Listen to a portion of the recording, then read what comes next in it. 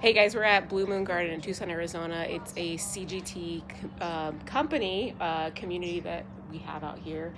We have Sammy here that can tell us a little bit more. Go ahead. Yeah, so this is one of now 21 gardens. We're just opening a new one at McCormick Park with Community Gardens of Tucson. This is actually, I think, our biggest garden. It's one of our largest properties. I like to think of it as sort of our example garden. We've got a little bit of everything here. It's one of our it's our only garden with a composting toilet. We've got an orchard. We've got, I think, 3 different types of raised beds. We've got in-ground beds. We've got a really lovely open space with a lot of native plantings around. It's just, it's got a little bit of everything. It's right here. What is it on? Like Oracle and Drockman, just about right by Tucson House. And there's a lot of open spaces. Cool. You want to show me around? Yeah, let's take a look. Let's go. So right here, right behind the shed, we've got our orchard. This was originally actually watered by cistern water from both the Ramada here as well as Tucson House. We've since moved on to city water, unfortunately, as much as we love to use reclaimed water. Yeah. Why is that unfortunate? Unfortunate just in the sense that we weren't able to keep the reclaimed water system going. It was a really big, complex system, and as lovely as that is, things get expensive to maintain over time. Yeah. And is it because the water is better quality? Reclaimed water? Why it's better to use it? I mean, yeah. We're all about environmental sustainability, so anytime we can, at several of our gardens, we have cisterns. At this one, we still do. We're in the process of getting this one up and running so people can hand water with it. Okay. Because it's only catching water off that Ramada. Okay, that's what that rain harvester is.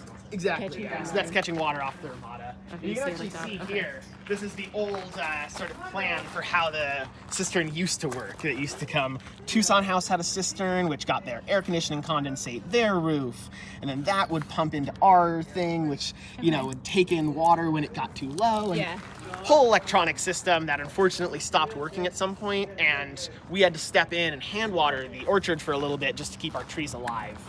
Just to add, if you're joining the garden, obviously we have our 3-bin compost system that we do internally at the garden, but I also want to add that we have over in this corner on the other side of the fence our bins that we participate in the Food Cycle at Home program. So we have these 3 bins. Those yellow bins right there? Yeah, so this is a program you can sign up for free right there with the city of Tucson. They give you a code to get into any of these bins. My phone overheated again, so the last portion he was talking about were just those yellow bins that come from the city. And when you sign up with the community garden, that you can get access to them, so you can put your compost Separate, in it. actually, sorry. So you sign up with the city, you can sign up for free with the Food Cycle at Home program. They'll give you the codes to get into the bins. We have, at 3 or 4 of our gardens, we have different drop-off locations. There are also some, I think, libraries or schools. I forget the other locations, but on the Food Cycle at Home website, you can see all the different drop-off locations. And yeah, it's just a really cool program. It lets you bring your food waste to a location where the city then takes it. They process it at their Los Reales facility, and it gets turned into compost or mulch, what have you. And my favorite part of it is that compost that gets. The damn phone got overheated and turned off again. Again? But now we're coming into the composting toilets that are here. Super great place. Yeah. I love composting toilets. You want to tell us about these? Yeah, I mean, it's for the most part, all I know is it's a composting toilet. It works. We've got 3 different pits here, so to speak, so we can move between, sort of an active one, a resting one. Once this one gets a bit fuller, we'll move this over to the other one. We'll hook up the outlet. That one will be resting for a bit, and then eventually, once we've processed that compost fully, we'll be able to use it on our tree orchard. You can, with human manure, get it to a point where it's probably safe to use on vegetables, but I think that good rule of thumb is not to put it near anything that you're going to eat unless you're absolutely sure. And the process of getting, human manure is one word for it, to a point where it's safe to use, near vegetables that you might eat unwashed. Just a bit more involved than we're looking to do. And using it to fertilize our trees is still a really lovely benefit, more than anything else, because it allows us to have this composting toilet, and it makes it it makes it our only garden within the Community Gardens of Tucson network that actually has an on-site facility where you can use the restroom, which is really great. Not just because I love to be able to use the restroom, but also for accessibility. For some people to be able to come out to a garden to spend time at their garden, they might need access to have a restroom.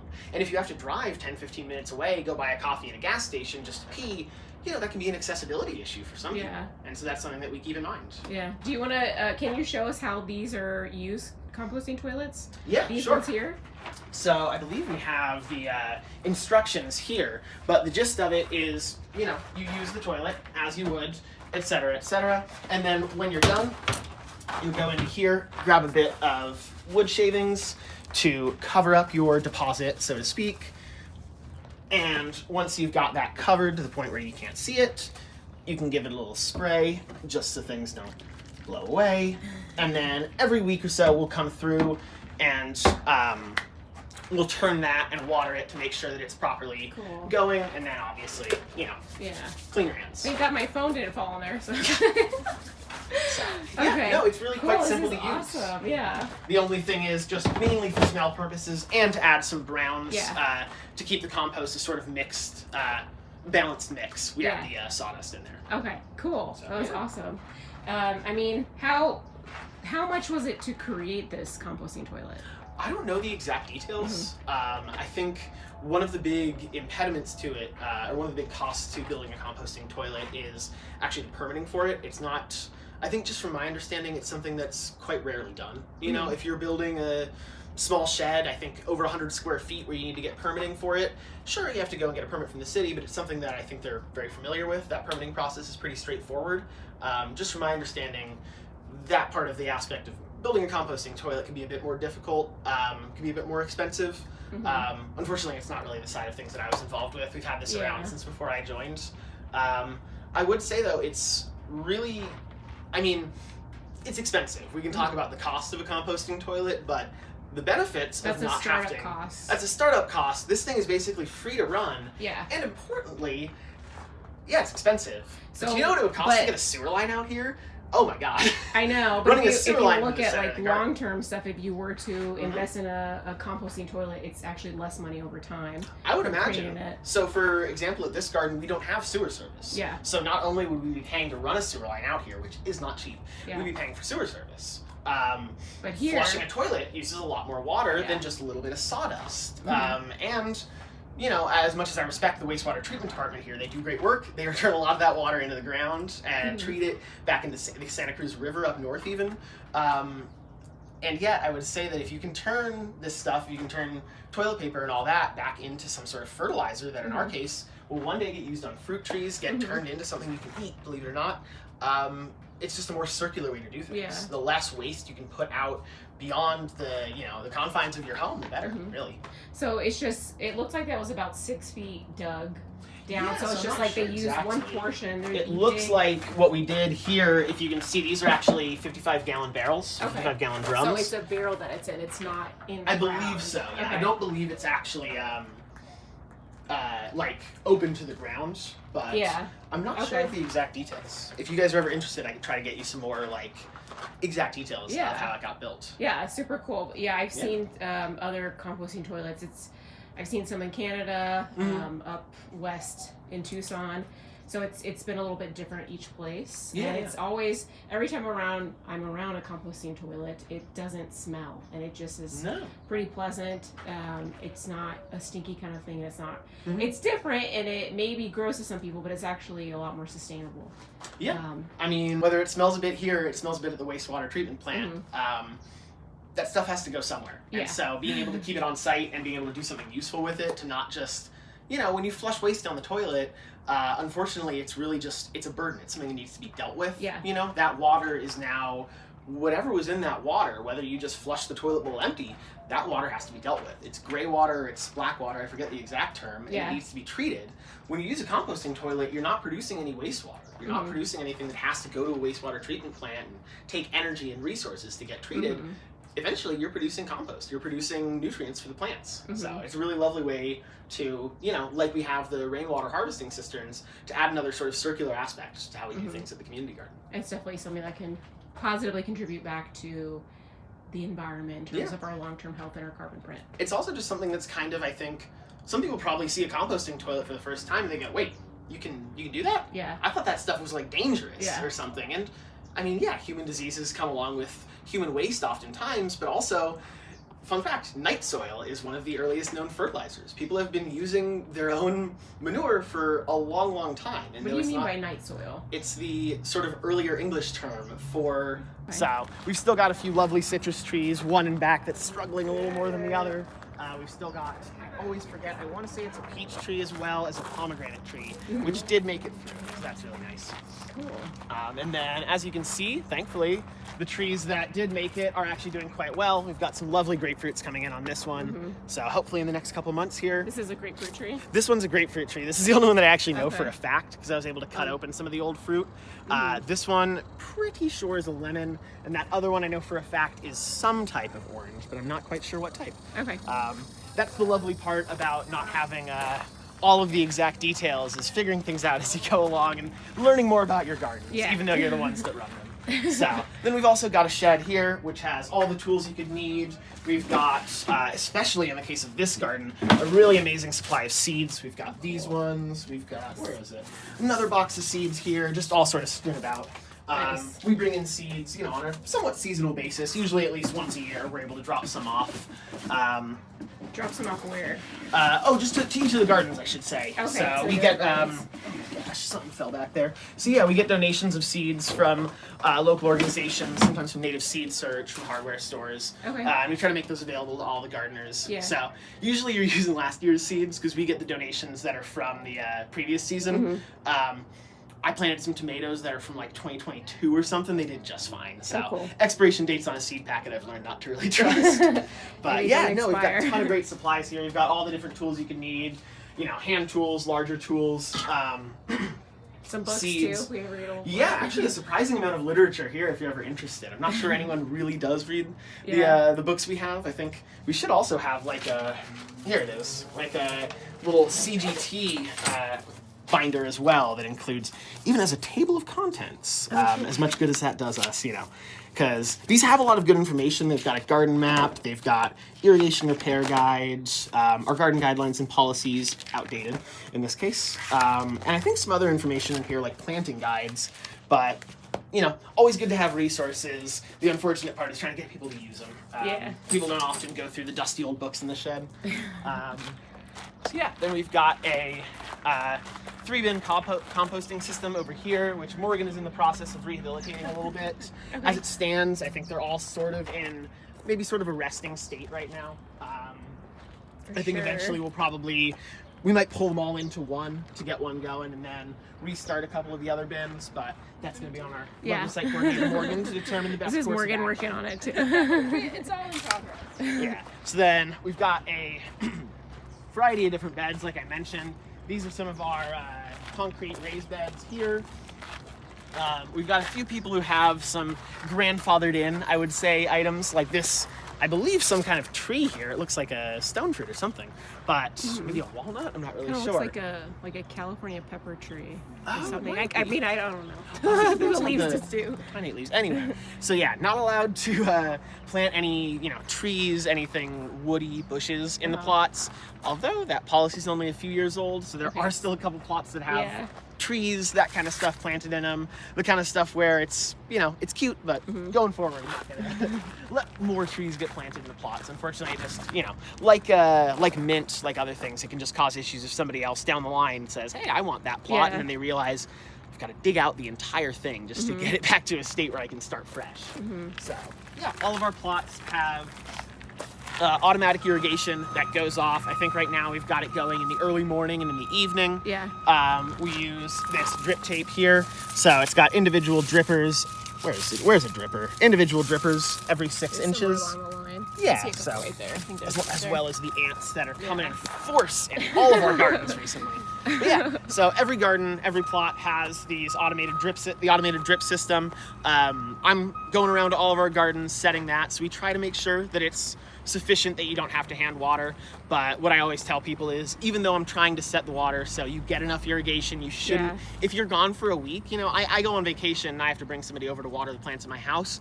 I don't worry about the garden because we've got that irrigated. But that said, if you're planting seeds, if you're doing transplants, we always recommend to give it a little hand water. The irrigation system's great, but especially with seeds, they just might not germinate if they're drying out as much in between. So a little bit of hand water to get things started. This one looks like it hasn't really been watered. Yeah, so obviously you can see some of these green plots with the green signs. If you flip those around, they say available on the other side. So these are some of the plots that are available that I can start pointing out since we're Okay. interested in getting more. Available. Like, let me just turn this sign for you. There you go. So we've got these 3 here. I think we've got several of the in-ground plots over there as well. Oh, and these 2 as well, which I believe these 2 we've just kept some of the irrigation on since we had so much, nice produce. Here we have these tomatoes that it looks like just about died out maybe a week or so ago. But we were keeping the water on the available plot just so, you got a lovely tomato bush. You want to make it available to people. And you got a community plot. Yeah, I think this is the old community plot. Okay. We're moving this over to, I think we're going to start up the community plot over there. Okay. But this one, again, is sort of like, it was still planted, so we want to let it run its course and maybe turn the water off later this summer and the fall. Cool. Can I ask you some questions in the shed since there's shade and coolness in there because my phone's about to overheat?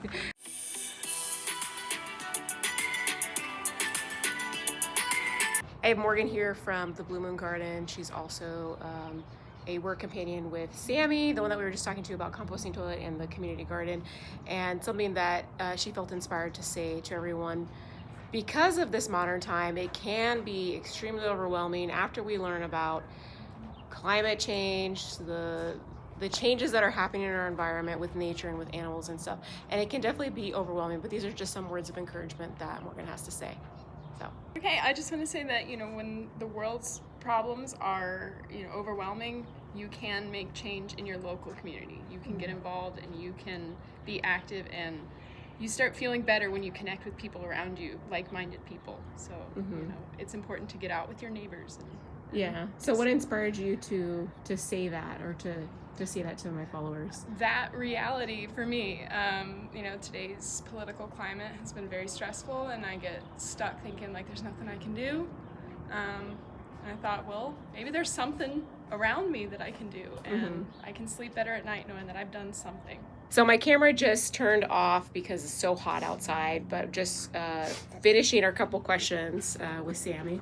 So again, the last question, I don't know where it got cut off or anything, but it's just, how do community gardens help people that don't really have the garden space to compost and to maintain sustainable or eco-friendly habits? Yeah. So, kind of answering the question there with the question. But when you phrased it last time, you mentioned even in Tucson, whereas in somewhere like Brooklyn and other places that are more densely populated, it's even more of a struggle for people to have that kind of space. I would say don't underestimate Tucson. It's a college town, and it's a town where a lot of people are renting. There's a lot of people living in apartments. I don't live in an apartment, but I still rent, and so I'm not going to do infrastructure changes. I'm not building a raised bed. I'm not digging an in-ground bed. So I've only got the little pots that I can set out in my yard. And so even for me, somebody who's not in an apartment, I feel like even for a lot of people who aren't renting, we have a lot of really small lots here in Tucson. I've known quite a few people. We even have quite a few people up in the foothills where there's, I can't imagine anybody not nearly as many people in the foothills are going to be living in apartments or renting. And still, those gardens are really quite popular. I think in part because having a space that is, in part, they like the aspect that I'm managing the irrigation. If anything goes wrong, if there are leaks, if the irrigation goes out, that's not on them. They can call somebody else to help with that. They have a phone number, they have their site coordinator. And so I think that even for people who, you might think have an easier chance to garden at home, the community garden is a really great space that makes that available for them. And and in our case, with our standard bed is 3 by 20 feet, about 60 square feet, so it's a much larger area than I would be able to garden at home. But there's also the aspect that even for people who, I've talked to people who even have gardens at home. They have a big plot at home, and they still like to start up the community garden plot because getting into a community garden is just a bit different than gardening at home. Like you mentioned, it gives people the opportunity to come into a space to learn about gardening, to learn about composting and, regenerative agriculture, all these different concepts where they otherwise might not have. A lot of people, some of our site coordinators, for example, are master gardeners with I think it's the U of A Cooperative Extension, I forget the exact program, but, they're really knowledgeable people, and one of their favorite things in the garden is to have a new gardener on board who says, I don't really know, do I plant tomatoes, what do I do? And to help that person out. So connecting those people, the new gardeners, people who might not be as experienced, who might not have this kind of knowledge, with some of our more experienced people in the garden. I think that the community in the name community gardens is really the most important aspect because anybody can garden at home. Anybody can put soil in a pot and start growing stuff. but the aspect that you have a garden, a place that's managed, and that you have this help and community to get you into it. I think even for me, I'm, somewhat experienced with gardening. My dad's been growing stuff as long as I can remember. Like I mentioned, I've got stuff growing at my house, even though I have the community garden plot. It's still been really great to meet people, to talk about, whenever I see somebody in the garden, I'm always saying, oh, how are your tomatoes doing? And they're saying, how are your tomatoes doing? Yeah. It's it's an experiment always, and it's a learning process. You can ask any gardener in their 70s or 80s, and they'll say, oh, I'm still learning. Yeah. You learn something new every season. Yeah. And that's one of the most beautiful parts, is to be able to do that, to keep learning from any skill level. I guess that's the main thing. So what kind of words of encouragement would you have for someone that may not have a green thumb, that's kind of discouraged about gardening, that's kind of discouraged or kind of weary about composting? What kind of words of encouragement would you say to them? I would say that I don't believe in having a green thumb, so to speak. A lot of people, throughout my life, I've always liked to have plants. People are always like, oh, you have such a green thumb. And I guess really the main thing is that, it's about attentiveness more than anything else. What I've noticed, even though I have a green thumb, so to speak, is the plants that I kind of just forget about don't tend to do as well. And the ones that I really take care of and I'm attentive to, and I notice, oh, here's a leaf starting to wilt, and then I do something, I take some action on those are the plants that do the best. And not to say that you have to know, what that wilty leaf means, so that you even need to be looking for a wilty leaf, but if your plant looks beautiful and green, you can probably tell, and if something looks a little off, you don't have to know what's wrong with it. You have these wonderful people in your community garden, hopefully, and as well, as much as it can be hit or miss these days, the resource of the internet online, there's a million different ways to learn about it. I would say, more than anything else, to get into gardening, it's not about having some innate skill or having a green thumb or anything. It's not something you're born with. It's just about being curious. Yeah. It's just about wanting to know more about the plants and wanting to understand when they're doing well and when they're not. And you can start easy. There are some things that really, I think in a lot of cases, if you put a squash seed in the ground, if you go to native seed search and you get a native cultivar of squash and you just put a few seeds in the ground, it is going to grow. As long as you give it water. There are some plants that you can really start with, and, don't start with difficult things. Don't go online and find, what's the hardest plant to grow, and then try to, cultivate this exotic orchid, because you will be disappointed. Yeah. But if you start with the easy stuff, if you grow a snake plant in your bathroom, if you, put some squash seeds, or, put a tomato in your backyard, you're going to find, when you eat that first tomato off the vine, it's kind of a magical experience. And, I'm not saying you have to love gardening, but I think for me, that's where I was hooked, is realizing, I grew this, getting something out of the garden that really, you grew with your own two hands, and realizing that's not something that you have to be a professional to do. You don't have to be a farmer. You just have to want to know how to take care of the plants and have to, have that drive to learn more about it, I guess. Cool. A couple last questions. Sure. I would like to hear, what is your personal opinion about the current environment, the modern time, with all of the materialistic things and just the things that we extract from the earth, and how do you think that community gardens can positively contribute back to the earth and help contribute towards things like reverse climate change, reduce reduce our carbon footprint pretty Absolutely. much. Yeah. I mean, at Community Gardens of Tucson, one of our core tenets is environmental sustainability. It's a huge thing for us. We have, where we can, we collect rainwater. We try to plant native trees and other pollinators. We try to, at every garden, have a native pollinator area that has, not just plants that will bring in pollinators like bees for your cultivated plants, but also have native pollinators, have, globe mallow and others that bring in the native species, the native bugs. And as well, just more generally with community gardening, one of the biggest aspects of your carbon footprint, no matter what the thing that you're consuming is often the distance between you and that item, especially when it comes to food. There's an aspect of, if you can eat something that was grown much closer, it's almost always going to be more efficient. The sort of trade-off there is, well, that means you have to eat in season. And so you may not be having, I don't know what a good example is. You may not be having a tomato all year round. If you're in Arizona, even though it's a hot place, in the winter it gets cold. Tomatoes don't like the cold. And so maybe you've got a greenhouse in your yard or something, but unless you're eating greenhouse grown tomatoes, you're just not eating tomatoes. And so I think one of the things that's lovely about a community garden and about growing your own crops and about trying to have this, 60 square feet, 3 by 20 is small in the scale of an acre, 100-acre farm, but you realize when you've only ever planted pots, that is a lot of ground to work with. All of a sudden, you have a lot of area to plant and a lot to work with, and it forces you to actually, try to get things in the ground that'll work, to try to, it's time to plant squash, it's time to plant tomatoes, and that gets you a bit more in tune. It certainly got me more in tune than I ever was before with what's in season. If it's not growing in your community garden, if you can't get it to sprout in your plot, if you can't get it to fruit right now, then odds are, if you're buying it at the grocery store, it's coming from much, much further away.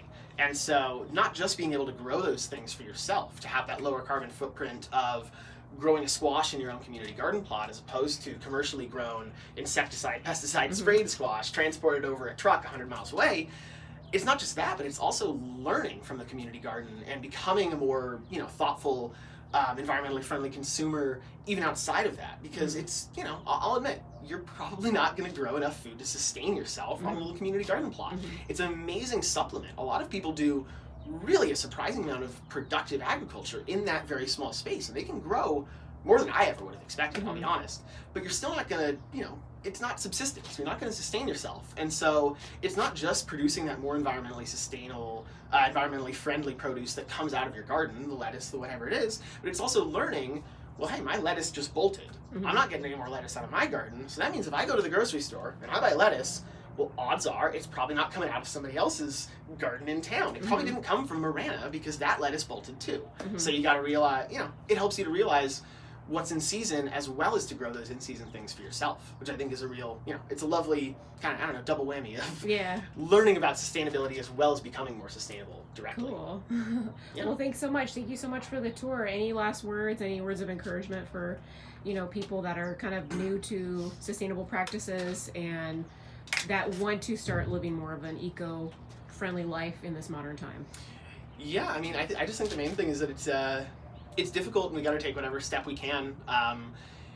You're not going to wake up, tomorrow and not use oil and not, produce waste and use plastic and all of these things. But you can wake up tomorrow and say, you know what?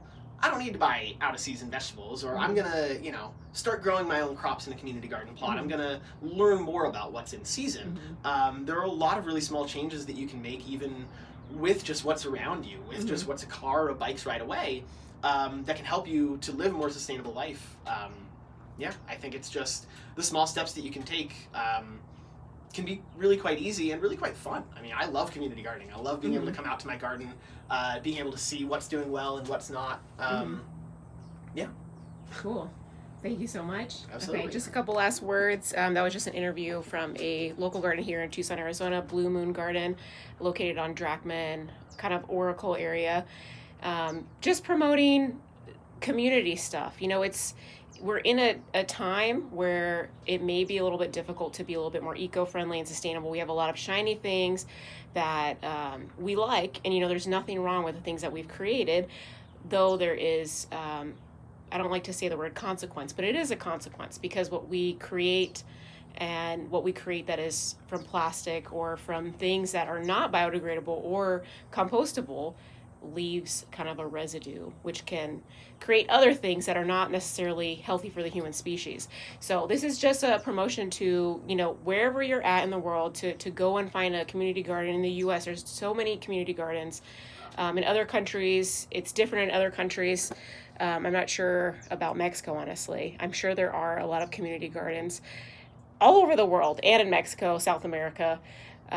It's just really important that we start habiting new habits that are sustainable, eco-friendly, and that is more earth conscious. Because when we're more earth conscious, we become more soul integrated. And when we're more soul integrated, we become happier.